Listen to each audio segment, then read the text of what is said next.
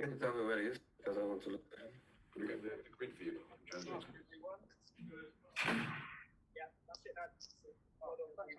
good.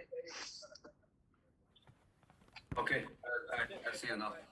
Can you do it again, please? Yep.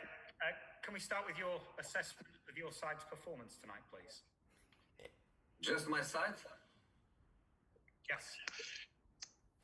We have to do better. We have to be mentally stronger to cope with what happened during the game. We cannot mentally die after Michael Oliver's decision.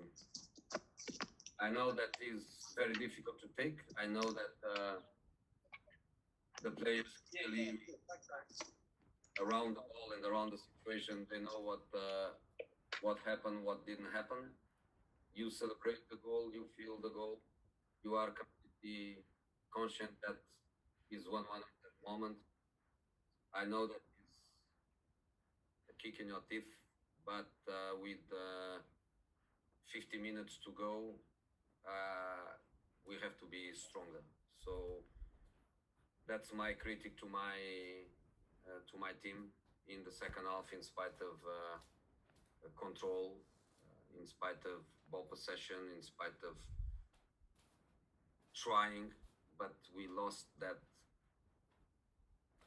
No, I don't want to say the desire, but I want to say when people is really convinced. So I think we were not strong enough mentally to dominate so much in the second half, but not with that sharpness, with that intensity that makes you create chances. Because in the end, in the second half, we had ball, but we didn't have chances to change the game.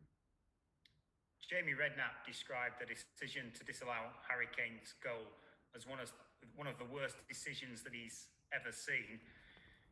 What was your take on it, and does the law need to change regarding the handball? I think that I cannot say what I feel because Jamie can do it. There is no problems for him. I cannot, because then I would be in troubles with the institutions, and I want to protect myself and to protect my club, so I cannot be open like I would like to be. The only thing that I say is that now and you know that normally I am an emotional guy on the bench, and in this moment I never complain with the man with the whistle, because he's not the referee anymore. I used to disagree with decisions. I used to complain. I used to go to the fourth official, but the man on the pitch is the assistant referee, and the man and today the man and the lady with the flags, they used to be the assistant referees. They are the assistants of the assistant referee. The referee is in the office. The referee is in the office, and I think this is the start of everything. Does the law need looking at, in your opinion? I think the referee should be always the man on the pitch, and the people in the office, they should just support, just assist. But that's not the way it is. And especially when a referee that is not very good on the pitch, we cannot expect that he's very good in the office. And we are going into a direction that is really, really bad for a game that is a beautiful game, is the game, or was the game that everybody fell in love with. Thank you, Jose. Okay, we'll go Mike McGrath next. Mike, can you unmute yourself, please? Did you feel, Jose, that they could have been a red card as well for Norwood? Was that another refereeing decision that went against you? I I didn't see it. I didn't watch it in the screen. I don't wanna. I don't want to answer to you because honestly, I didn't see it on the pitch, on the pitch, and even on the screen, I didn't see it. Can you understand how that VAR decision for Harry Kane's goal could affect your team mentally? I know you said you wanted them stronger, but do you think it did affect them? I think I did. I think it did. Clearly, it did. I think the team was playing well in the first half, in spite of we were not creating many chances, but we were very much in control. They scored the goal. The team reacted immediately, and we scored. And then I think the team felt it too much. And when you compete, you have to be ready for unlucky situations. You have to be ready for the big mistake that your goalkeeper makes. You have to be ready for the penalty that some guy miss. You have to be ready to cope with negative moments and go until the last minutes.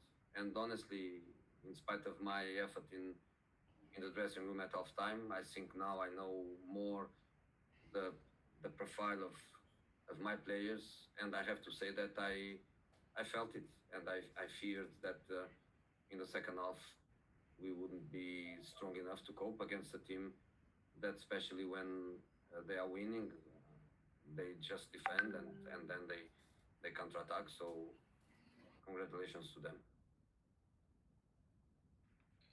Okay, we'll go to Brad Cox next, then two more after that. So please raise your hand. Hi, Jose. You looked a lot better in the second half today for those opening 10, 15 minutes. What do you think was just missing to try and get that equaliser? In the second half? Yeah, those first 15 minutes, you looked a lot better in the first half than in the first half. Can you repeat again, please? You looked better in the second half in those first 15, 10 minutes where you were going to get an equaliser before they scored. What did you think your team was missing? Look, we played with a very offensive team. We played with clearly four attacking players plus Gio and Musa as midfield players. I think the way we trained, what we did in train, I think we have to come to the game and be able to be better than what we were. We have to create more chances than we did. That's for that we trained in the past days, and I have to admit that at that level, I am disappointed. Even in the first half, we were very dominant in the long defensive balls. Didn't always kick extremely long. We were very dominant there. Dyers, Sissoko, Davison, we won every first ball in the air. But then we have to recover the second ball, and then we have to be much more aggressive in the transition to attack. So if it wasn't Michael Oliver decision, I would just say that my team has to do better and that Sheffield deserves to win. But unfortunately, Michael Oliver is very important in this match. And then finally, Jose, how do you motivate players now for these last 6 games of the season? Can you repeat? How do you motivate these players now for the last 6 games of the season? It's very easy to motivate myself because it's my nature. And I always say that when a professional player needs an external motivational source, then he is in trouble. So I think the motivation should be a self-motivation that is directly related with professionalism, directly related with respect for your job, for the club fans, for the club. I think that is the most important thing. The manager can just try to add, but the nature, the essence of the player as a professional is the most important thing. And I think clearly, if these boys don't care about results and don't care about the position we finish in the end of the season, then we would be in big trouble for the future. So I hope that they care and they fight for the best position in the table until the end of the season. Thank you, Jose. Thank you. Okay, we'll leave it there. Thank you. Thank you.